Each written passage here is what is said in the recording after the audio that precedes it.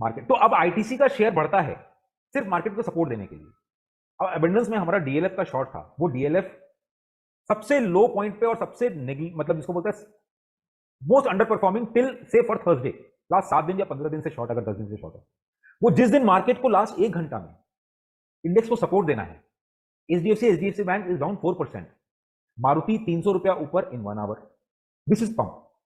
Bajaj finance 200 रुपया ऊपर in 15 minute, Bajaj auto 200 rupees up in 1 hour. इसका मतलब क्या? वाई? जब कुछ ऊपर जा रहा है तो आप क्वेश्चन क्यों नहीं करते हो? जब मैं रॉन्ग होता हूं तो आप क्वेश्चन करते हो, सर आप रॉन्ग क्यों हुए? ये क्वेश्चन कल से अगर आप डाइवर्ट कर लो और ये सोचो कि ये चीज नीचे गया क्यों, ये चीज ऊपर गया क्यों, you will your life, your trading history, whether we meet, we don't meet, we are together, whether our frequencies match, our views match or not match, but I am giving you a guru mantra.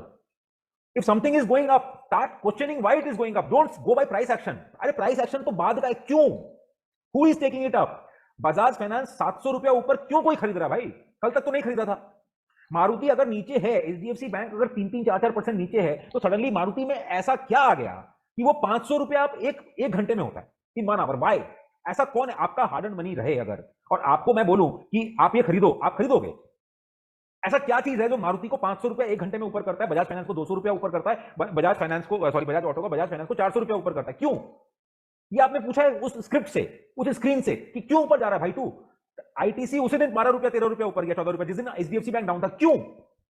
आपने उससे पूछा script से, आपने screen से पूछा क्यों जा रहा है? आपको लगता नहीं नहीं इंडिया बहुत अच्छा, मार्केट बहुत अच्छा, इंडेक्स बहुत अच्छा, स्क्रिप्ट बहुत अच्छा, इसलिए ऊपर जा रहा है।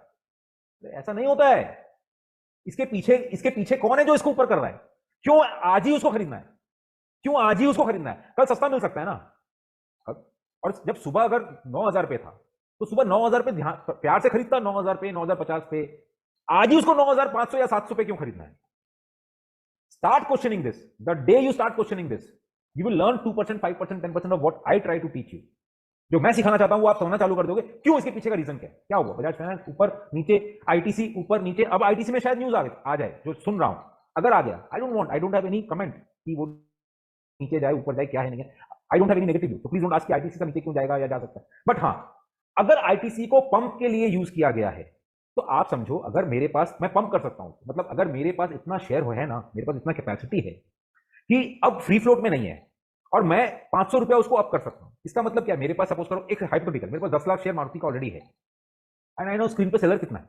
अगर मैं 25,000 शेयर या 5,000, 10,000 शेयर खरीदूंगा तो 500 रुपया ऊपर हो जाएगा। तो पहली बात, मेरा 10 लाख का वैल्यू बढ़ गया जो शेयर एग्जिस्टिंग है। प्लस अगर मेरा निफ्टी का पोजीशन है, ऑप्शंस का पोजीशन है, एक 2 घंटे में 50 लाख ऑप्शन बाय करते हैं इन लोग, single strike 50 lakh option buy करते हैं। वो 50 लाख ऑप्शन बाय करके अगर मारुति, उनको लगता है कि मैं सिर्फ 50,000 शेयर अगर बाय करता हूं और 500 रुपया बढ़ता है, टोटल वैल्यू कितना हुआ? 50 करोड़ रुपया। और मेरे को उसका एम टू एम कितना मिलेगा? उस ऑप्शन में कितना मिलेगा, निफ्टी में कितना मिलेगा, और मेरा जो 10 लाख होल्डिंग है उस पर कितना मिलेगा? तो मेरे लिए तो फ्री ऑफ कॉस्ट है। ये उसका इंटेंशन है कि 500 रुपया मैं बढ़ाकर वो मारुति का एम टू एम ले लूं, निफ्टी को मैनेज कर लूं और निफ्टी का एम टू एम ले लूं। अब इसका मतलब क्या हुआ कि उसके पास 10 लाख था, अब 10 लाख 50,000 हो गया। ये तो वो कंटिन्यूसली करते जा रहा है। अब उसके लिए फ्री ऑफ कॉस्ट है। ये जो शेयर वो बार बार बाय कर रहा है, वो शेयर उसके लिए फ्री ऑफ कॉस्ट है, क्योंकि उसका एनएसई में नेट पेन नहीं आ रहा है, उसका पे आउट आ रहा है। क्यों? क्योंकि अगर वो 50,000 शेयर मारुति बाय कर रहा है, उसके सामने उसको वो मारुति का एफएनओ का या मारुति का एक्जिस्टिंग पोजीशन का पे आउट आ रहा है, निफ्टी का पे आउट आ रहा है या ऑप्शंस का पे आउट आ रहा है। तो वो उसका एफओसी है, उसका वैल्यू बढ़ता जा रहा है, उसका वैल्यूएशन एंड क्वांटिटी बढ़ता जा रहा है। बट ये पंप है, कभी ना कभी तो वो एग्जिट करेगा, इस चीज को कभी ना कभी तो एग्जिट करेगा। वो पेपर के लिए तो पेपर जमा करने के लिए, फ्रॉम माई एंगल, जो जिस टाइम साइकिल से, जिस टाइम पीरियड में हम मार्केट में काम करते थे, we call this paper, script is paper. For a promoter the value of share is like a paper. Go back, अगर आप 2009 से लेकर 2013 तक का मार्केट स्टडी करोगे, how the QIPs used to come, how these papers were printed and how promoters used to dump in the market. ये एक बहुत बड़ा इतिहास है, ये जो आप जानते भी नहीं हो, सुनते भी नहीं हो, कोई बोलेगा भी नहीं आपको। And this is the dark side of a stock market. ये कभी हमारा इंटरेक्शन 1:1 होगा तो हम शायद शेयर करेंगे। ये वो इतिहास है जब प्रमोटर के लिए शेयर सिर्फ पेपर होता है, उसका जब मन वो एक्स्ट्रा ले सकता है, वो जब मन चाहे बेच सकता है, सारा उसके पास ही होता है, उसका वैल्यू सिर्फ पेपर है, उसके लिए उसका वैल्यू सिर्फ पेपर है और उस पेपर का वैल्यू है। वो पेपर हम खरीद रहे हैं 10,000 रुपया देकर, सोचेंगे नहीं 5 बार कि उस पेपर का वैल्यू 10,000 है क्या। तो अब ये जो बंदा, जो भी इसको 10,000 से, अगर 10,500 या 9,000 से 9,500 1 घंटे में मारुति का शेयर करता है, उसके लिए भी अल्टीमेटली वो पेपर जमा कर रहा है।